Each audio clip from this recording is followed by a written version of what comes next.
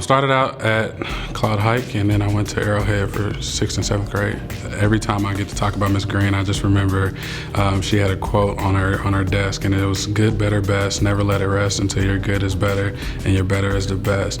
So that's like my fondest memory of Claude Hike, and that's been some 20 odd years ago that I still remember that. So that was Claude Hike for me. I was fortunate enough to be able to play football from the 7th grade on. I think that's when I started. At Sumner, when we graduated, we had the best record in school history, or we tied for the best record in school history. And then I was a preseason All-State defensive lineman at my senior year. It gives you a focus, it gives you some discipline, and it gives you that added responsibility of kind of making sure your teammates are as successful as possible.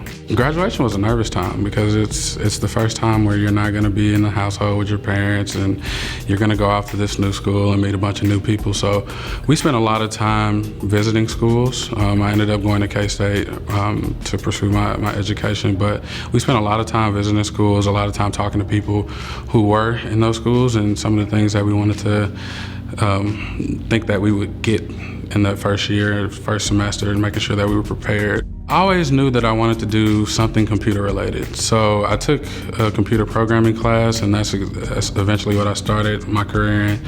I ended up doing management information systems, which is kind of a bridge between computer science and business. Currently, I'm a program manager at Cerner Corporation.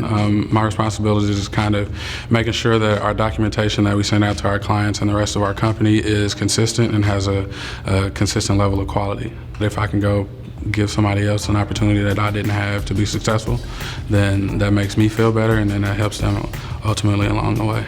For the last 6 years, we've been doing a citywide coat drive, both on the Kansas and the Missouri side, and that's probably given us somewhere close to 400 or 500 coats that we were then enabled to turn around and give it to either a homeless shelter or actually go out and give it to those that are in need that don't have coats.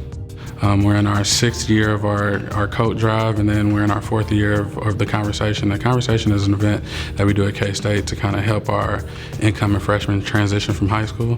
There's just certain things that they don't know, and they don't know who to ask, and they don't know where to go. So we've created a program where the first week of school, we go down and we have those conversations, and we introduce them to upperclassmen that's been there before. Once you get to college, it all starts over. So it's not as easy as people think it is as far as a transition. So anything that we can do to help is beneficial.